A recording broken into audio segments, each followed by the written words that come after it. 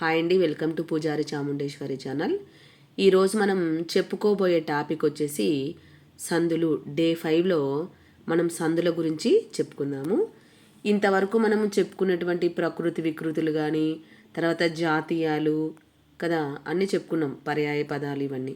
కానీ వీటన్నిటికంటే కూడా మనకు చాలా ఎక్కువగా ఉండేది ఏమంటే సందులు, సమాసాలు.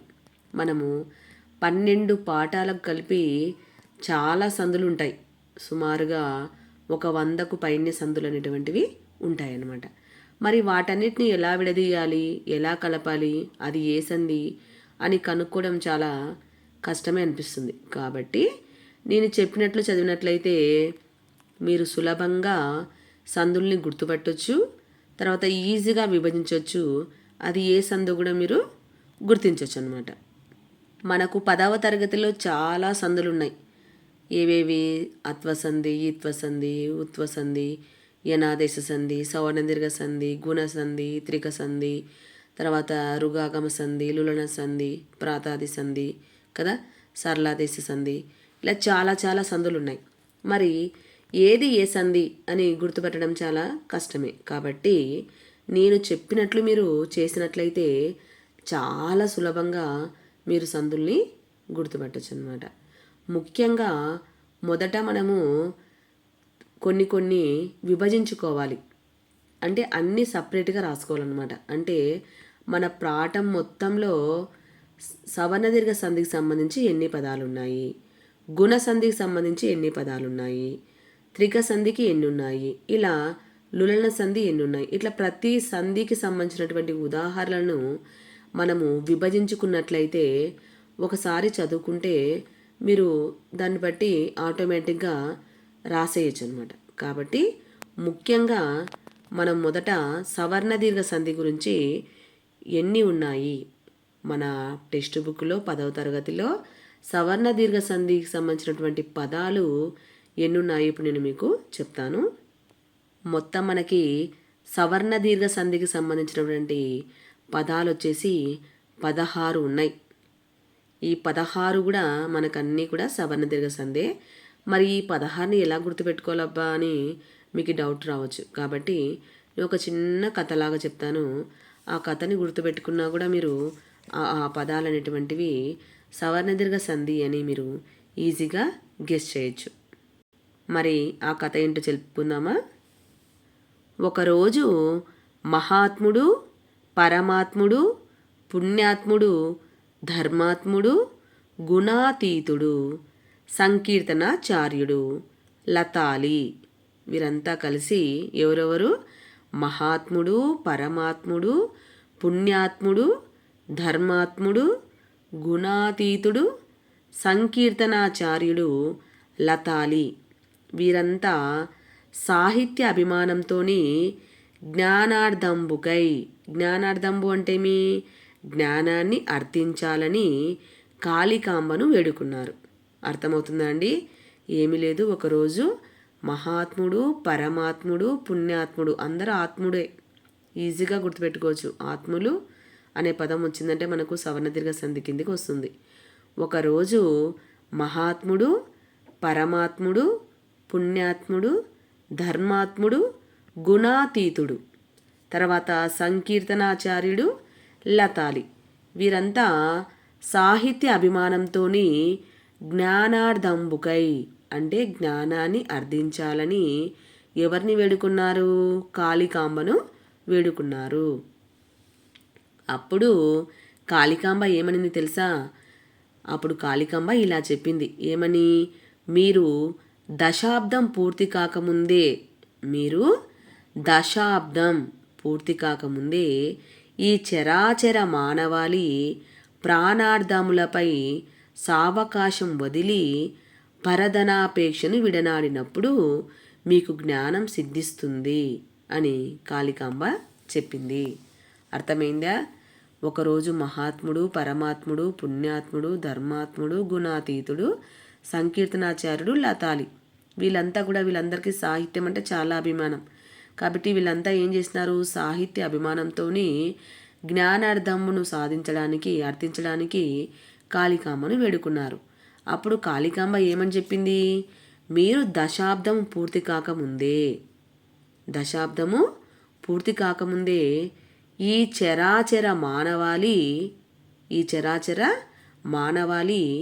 ప్రాణార్థములపై, ప్రాణార్థములు అంటే మీ ప్రాణము అంటే మన యొక్క ప్రాణం కదా, అర్థము అంటే మీ డబ్బు, ధనము అంటే ప్రతి ఒక్కరు కూడా మన ప్రాణం మీద, మన ధనం మీద వ్యామోహాన్ని సావకాశంగా వదిలిపెట్టేసి పరధనాపేక్షను విడనాడాలి. పరధనాపేక్ష అంటే మీ ఇతరుల యొక్క డబ్బు మీద ఉన్నటువంటి ఆశను వదిలిపెట్టాలన్నమాట.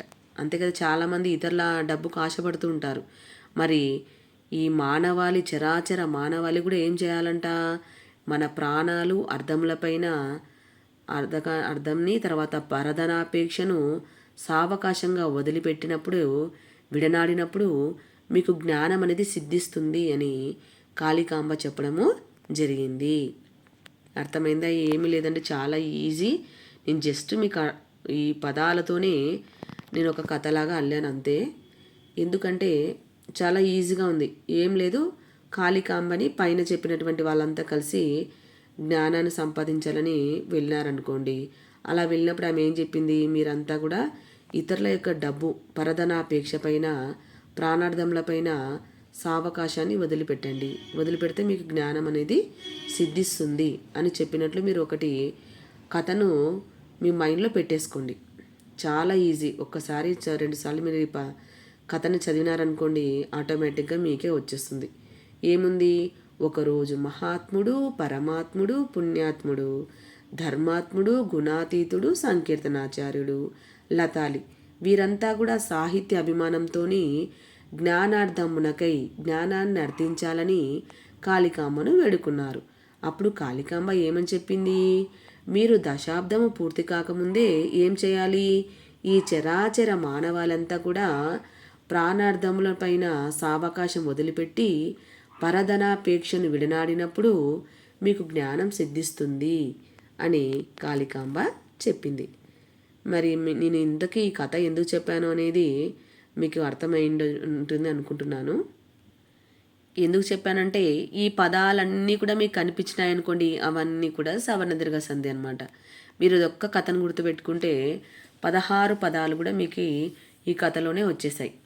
ఇప్పుడు చూడండి, మొదట సవర్ణ దీర్ఘ సంధి అనేది ఎప్పుడు అవుతుందంటే, మనకి పూర్వపదము తర్వాత ఉత్తర పదము, ప్లస్ గుర్తుకి అవతల ఉండే పదాలని పూర్వపదము, ఉత్తర పదం అంటాం కదా. ఆ రెండు కూడా ఖచ్చితంగా మనకు సంస్కృత పదాలై ఉండాలి. సంస్కృత పదాలు అయినప్పుడే మనకు సవర్ణ దీర్ఘ సంధి వస్తుంది. ఈ సవర్ణ దీర్ఘ సంధిని చాలా ఈజీగా గుర్తుపెట్టవచ్చు. మనకు దీర్ఘము, గుడి దీర్ఘము, కొమ్ము దీర్ఘము, రుత్వన దీర్ఘము ఉంటుందన్నమాట. అందులో సంస్కృత పదాలై ఉండాలి. ఉన్నప్పుడు మనకు సవర్ణ దీర్ఘ సంధి అనేది ఈజీగా అర్థము అవుతుందన్నమాట. మరి చెప్పుకుందామా, పైన చెప్పినటువంటి ఒక కథకి సంబంధించిన పదాలే కింద వచ్చాయి చూడండి. మహాత్ముడు ఎలా విడదీస్తాము, మహా ప్లస్ ఆత్ముడు, మహా ప్లస్ ఆత్ముడు. ఇది ఏ సంధి, సవర్ణ దీర్ఘ సంధి. మనకు దీర్ఘం వచ్చిందంటే చాలు సవర్ణ దీర్ఘ సంధి అని ఈజీగా గెస్ చేయొచ్చు. ఏమంటే అక్కడ మనకి ఆ పదాలు రెండు కూడా సంస్కృత పదాలయ్యి ఉండాలి. తర్వాత చూడండి, పరమాత్ముడు. మనకు క్వశ్చన్లో అంటే కలిపి రాసేటప్పుడు దీర్ఘం ఉంది అంటే మనం విడదీసేటప్పుడు దీర్ఘము ఇవ్వకూడదు. బాగా గుర్తుపెట్టుకోండి మైండ్లో. మనకి ఇక్కడ చూడండి, పరమాత్ముడు, ఇక్కడ మాకేమొచ్చింది, దీర్ఘం వచ్చింది. మరి విడదీసేటప్పుడు ఏమొచ్చింది చూడండి, తలకట్టు వచ్చింది. అంటే మనము దీర్ఘాన్ని తీసేయాలన్నమాట. ఎందుకంటే మా అంటే అర్థమేమి, అక్కడ 2 ఆలు ఉన్నట్టు అనమాట. అప్పుడు ఏం చేయాలి, మనము పూర్వపదంలో ఒక ఆని, ఉత్తర పదంలో ఒక ఆని రాసుకోవాలి. కాబట్టి పరమ ప్లస్ ఆత్ముడు, పరమాత్ముడు. మీరు సంధి జరిగిందా లేదనేది కూడా ఎట్లా కనుక్కోవచ్చు. ఇక్కడ పరమాత్మలో ఎన్ని అక్షరాలు ఉన్నాయి, 5 అక్షరాలు ఉన్నాయి. మరి ఇక్కడ ఎన్ని వచ్చినాయి, 6 వచ్చినాయి. అంటే అవి ఎలా వచ్చాయి అనుకుంటున్నారు, ఇక్కడ దీర్ఘంలోనే, దీర్ఘం అంటే అర్థం ఏం చెప్పినా నేను 2 ఆలు ఉంటాయని చెప్పాను కదా. అప్పుడు ఇంకొక అనేది సపరేట్గా మనము రాసుకోవడము జరుగుతుందన్నమాట. కాబట్టి పరమాత్ముడు, పరమా ప్లస్ ఆత్ముడు, పరమాత్ముడు, ఇది కూడా మనకి సవర్ణ దీర్ఘ సంధే అవుతుంది. తర్వాత పుణ్యాత్ముడు, ఇక్కడ చూడ అనాకి మనకు దీర్ఘం వచ్చింది. ఇక్కడ మనం దీర్ఘం ఇచ్చామా? ఇవ్వలేదు. ఎందుకు? దీర్ఘం వస్తే మనకు ఖచ్చితంగా మనం దీర్ఘాన్ని తీసేసే రాసుకోవాలి. పుణ్య ప్లస్ ఆత్ముడు, మనకి ఇక్కడ యావత్ వచ్చింది కదా అని మనం దాన్ని యనాదేశ సంధి పెట్టకూడదు. ఎందుకంటే మనకి సవర్ణ దీర్ఘ సంధి అంటే పూర్వపదంలో ఆ వస్తుంది, ఉత్తర పదంలో ఆ వస్తుంది. అదే యనాదేశ సంధిలో మనకు పూర్వపదంలో ఎవరు వస్తారు? ఈ ఊరులు వస్తారు. కాబట్టి మనకి ఆ అనేది రాదు. కాబట్టి ఇది సవర్ణ దీర్ఘ సంధి అనమాట. పుణ్య ప్లస్ ఆత్ముడు, పుణ్యాత్ముడు, సవర్ణ దీర్ఘ సంధి. తర్వాత ధర్మాత్ముడు, ఇక్కడ రాకి కూడా దీర్ఘం వచ్చింది. ఇక్కడ వచ్చిందా? ఏమొచ్చింది? తలకట్టు వచ్చింది. అంటే ఇక్కడ రాకు దీర్ఘం ఉందంటే అక్కడ 2 ఆలు ఉన్నట్టు అనమాట. కాబట్టి ఒక ఆని పూర్వపదంలో, ఒక ఆని ఉత్తర పదంలో పెట్టుకుంటాం అనమాట. కాబట్టి ధర్మ ప్లస్ ఆత్ముడు, ధర్మాత్ముడు. తర్వాత గుణాతీతుడు, ఇక్కడ కూడా చూడండి నాకు దీర్ఘం వచ్చింది. దీర్ఘం వచ్చింది కాబట్టి ఇది కూడా సంస్కృత పదమే. కాబట్టి గుణ ప్లస్ అతీతుడు, గుణాతీతుడు, గుణ ప్లస్ అతీతుడు, గుణాతీతుడు. తర్వాత సంకీర్తనాచార్యుడు, సంకీర్తనాచార్యుడు, ఇక్కడ చూడండి మనకి నాకు దీర్ఘం వచ్చింది. అంటే ఇక్కడ అన్నీ కూడా మనకి దీర్ఘం వచ్చిన పదాలే చాలా ఉన్నాయి. కాబట్టి సంకీర్తన, దీర్ఘం ఇచ్చామా విడదీసేటప్పుడు? ఇవ్వలేదు. ఎందుకంటే దీర్ఘం వచ్చినప్పుడు మనం ఖచ్చితంగా తలకట్టే పెట్టాలి. సంకీర్తన ప్లస్ ఆచార్యుడు, సంకీర్తనాచార్యుడు. తర్వాత లతాలి, ఇక్కడ కూడా మనకి తానికి దీర్ఘం వచ్చింది. కాబట్టి లతా ప్లస్ ఆలి, లతాలి, సవర్ణ దీర్ఘ సంధి. మనం ఇందాక ఒక కథ చెప్పుకున్నాం. ఏమని? ఒకరోజు మహాత్ముడు, పరమాత్ముడు, పుణ్యాత్ముడు, ధర్మాత్ముడు, గుణాతీతుడు, సంకీర్తనాచార్యుడు, లతాలి, వీళ్ళంతా ఏం చేసినారని చెప్పాను? సాహిత్య అభిమానంతో జ్ఞానార్థమునకై కాళికాంబను వేడుకున్నారని చెప్పినాను కదా. మరి ఎందుకు చెప్పానో మీకు అర్థమైందా? ఇవే పదాలే. ఎవరెవరు కాళికాంబ దగ్గరికి వెళ్ళారు? మహాత్ముడు, పరమాత్ముడు, పుణ్యాత్ముడు, ధర్మాత్ముడు, సంకీర్తనాచార్యుడు, గుణాతీతుడు, లతాలి, వీళ్ళంతా అనమాట. కాబట్టి మనకు ఆత్ముడు అనే పదం వచ్చిందంటే అది ఆత్ముడు కానీ, అతీతుడు కానీ, ఆచార్యుడు, ఆలి, ఈ పదాలన్నీ వచ్చినాయంటే మనకు అది సవర్ణ దీర్ఘ సంధి అని సులభంగా గుర్తుపెట్టుకోవచ్చు. మరి వీళ్ళంతా ఎందుకు వెళ్ళారని చెప్పినాను? సాహిత్య అభిమానంతో, సాహిత్యాభిమానం. ఇక్కడ కూడా మనకి తాకు ఏమొచ్చింది? దీర్ఘం వచ్చింది. చూసారా? యావత్ వచ్చినాయి కానీ మనకి ఇక్కడ యనాదేశ సంధికి పూర్వపదంలో ఏమొస్తాయి? ఈ ఊరులు వస్తాయి. త్యా, త్యా అన్నప్పుడు ఏమొస్తుంది? ఆ వస్తుంది కదా. అంటే ఆ పూర్వపదంలో ఆ, ఉత్తర పదంలో ఆ వస్తే అది సవర్ణ దీర్ఘ సంధి అవుతుంది. సాహిత్యాభిమానం, సాహిత్య ప్లస్ అభిమానం, సాహిత్యాభిమానం, ఇది కూడా సవర్ణ దీర్ఘ సంధి. తర్వాత జ్ఞానార్థంబు, జ్ఞానార్థంబు, జ్ఞాన నాకు దీర్ఘం వచ్చింది కదా, మరి విడదీసేటప్పుడు తలకట్టు అనేది వస్తుంది. జ్ఞాన ప్లస్ అర్థంబు, జ్ఞానార్థంబు, జ్ఞాన ప్లస్ అర్థంబు, జ్ఞానార్థంబు. అంటే సాహిత్యాభిమానంతో జ్ఞానార్థనం కోసం ఎవరి దగ్గరికి వెళ్ళారు? కాళికాంబ దగ్గరికి వెళ్ళారు కదా. కాళికాంబ, కాకు కూడా ఇక్కడ దీర్ఘము వచ్చింది. కాళిక ప్లస్ అంబ, కాళికాంబ, కాళిక ప్లస్ అంబ, కాళికాంబ, సవర్ణ దీర్ఘ సంధి. కాళికాంబని కలిశారని చెప్పాను కదా. కలిసినప్పుడు ఆమె ఏమనింది?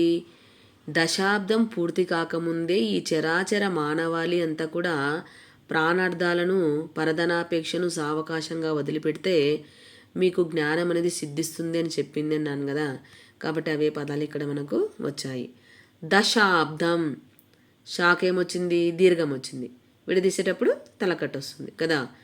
దశ ప్లస్ అబ్దం, దశాబ్దం, సవర్ణ దీర్ఘ సంధి. తర్వాత చరాచర, ఇక్కడ కూడా మనకు రాకేమొచ్చింది, దీర్ఘం వచ్చింది. దీర్ఘం వస్తే ఏ సంధి? సవర్ణ దీర్ఘ సంధి. ఈజీగా గుర్తుపెట్టుకోవచ్చు. ఏమంటే అవి మనకు సంస్కృత పదాలై ఉండాలి. లేదంటే ఇప్పుడు చింతాకు అనే పదం ఉంది, తాకు కూడా దీర్ఘం వస్తుంది, కానీ అది ఏ సంధి? అత్వ సంధి అవుతుంది. ఎందుకు? చింత అనేది తెలుగు పదమే, ఆకు అనేది తెలుగు పదమే. కాబట్టి మనకు ముందు అవి సంస్కృత పదాల తెలుగు పదాల తెలుసుకోవాలన్నమాట. అప్పుడే మనము సవర్ణ దీర్ఘ సంధినిగా పెట్టాలి. చెరా చెరా, చెరా ప్లస్ అచర చరాచర. రాకు దీర్ఘం ఉందంటే 2 ఆలు ఉంటాయని చెప్పాను కదా, కాబట్టి అదే ఆనే పక్కన రాసుకున్నాం అంతే. చెరా ప్లస్ అచర చరాచర సవర్ణ దీర్ఘ సంధి. తర్వాత మానవాళి. ఇక్కడ కూడా మనకి వాకేమొచ్చింది? దీర్ఘం వచ్చింది.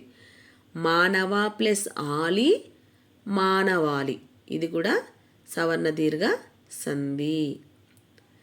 ప్రాణార్థములు. అనాకి కూడా ఏమొచ్చింది? దీర్ఘం వచ్చింది. ప్రాణ ప్లస్ అర్థములు ప్రాణార్థములు. దీర్ఘాన్ని తీసేసి రాయాలి. మనం ఎప్పుడైనా సరే సంధి విడదీస్తున్నాము అంటే దీర్ఘాలు ఉన్నట్టు రాదనమాట, తీసేసి రాయాలి. ప్రాణార్థములు, ప్రాణ ప్లస్ అర్థములు ప్రాణార్థములు. సావకాశం, సావకాశం. ఇక్కడ చూడండి, సా ప్లస్ అవకాశం. మనకి ఇక్కడ సాకే దీర్ఘం వచ్చింది స్టార్టింగ్ లెటర్కే, కాబట్టి దాన్ని సా ప్లస్ అవకాశం సావకాశం సవర్ణ దీర్ఘ సంధి. చివరగా పరధనాపేక్ష. నాకు కూడా దీర్ఘం వచ్చింది కాబట్టి మనం ఇక్కడ తలకట్టు పెట్టి రాసాం. పరధన ప్లస్ అపేక్ష పరధనాపేక్ష, ఇది కూడా మనకు సవర్ణ దీర్ఘ సంధి. చూసారా, ఒక చిన్న కథ ద్వారా మనము ఏ పదాలు సవర్ణ దీర్ఘ సంధి అవుతాయో సులభంగా గుర్తుపెట్టుకోవచ్చు. ఏముంది మరొకసారి చెప్తా చూడండి. ఒకరోజు మహాత్ముడు, పరమాత్ముడు, పుణ్యాత్ముడు, ధర్మాత్ముడు, గుణాతీతుడు, సంకీర్తనాచార్యుడు, లతాలి వీరంతా కూడా సాహిత్య అభిమానంతో జ్ఞానార్థంబుకై అంటే జ్ఞానాన్ని సంపాదించాలని అర్థించాలని కాళికాంబను వేడుకున్నారు. అప్పుడు కాళికాంబ ఏమని చెప్పింది? మీరు దశాబ్దం పూర్తి కాకముందే ఈ చరాచర మానవాళి ప్రాణార్థములను పరధనాపేక్షను సావకాశంగా వదిలిపెట్టాలి, అప్పుడే మీకు జ్ఞానం అనేది సిద్ధిస్తుంది అని కాళికాంబ చెప్పడము జరిగింది. మరి ఈ పదాలన్నీ కూడా మనకి సవర్ణ దీర్ఘ సంధి అన్నమాట. మహాత్ముడు, పరమాత్ముడు, పుణ్యాత్ముడు, ధర్మాత్ముడు, గుణాతీతుడు, సంకీర్తనాచార్యుడు, లతాలి, సాహిత్యాభిమానము, జ్ఞానార్థంబు, కాళికాంబ, దశాబ్దం, చరాచర, మానవాళి, ప్రాణార్థములు, సావకాశం, పరధనాపేక్ష అన్నిట్లో కూడా దీర్ఘమే వచ్చింది. చూసారా, చాలా మటుకు దీర్ఘాలే ఉన్నాయి. కాబట్టి ఈజీగా మీరు దీన్ని గుర్తుపట్టచ్చు. మొదట నేను ముందే చెప్పాను, మనకు 100కు పైననే మనకు సందులు అనేటువంటివి ఉన్నాయి. మరి అలాంటప్పుడు ఏం చేయాలి? విభజించాలన్నాను కదా. మరి కనీసం మీరు 16 సవర్ణ దీర్ఘ సంధి ఇవి అని గుర్తుపెట్టుకున్నట్లయితే ఎగ్జామ్కి ఇవే వచ్చినాయనుకోండి సవర్ణ దీర్ఘ సంధి సులభంగా మీరు రాసేయచ్చు అనమాట. కాబట్టి విభజించి నేర్చుకుంటే మీరు ఈజీగా గెస్ చేయొచ్చు అనమాట. ఒకవేళ ఆప్షన్స్ ఇచ్చినప్పుడు కూడా కనీసము ఇవి ఆప్షన్స్లో ఇది కాదు అని గుర్తుపట్టడానికి కూడా మీకు ఈ పదాలు అనేటువంటివి హెల్ప్ అవుతాయి. కాబట్టి మీరు ఈ కథను గుర్తుపెట్టుకొని ఈ సవర్ణ దీర్ఘ సంధి యొక్క పదాలను ఈజీగా మైండ్లో పెట్టుకుంటారని ఆశిస్తున్నాను.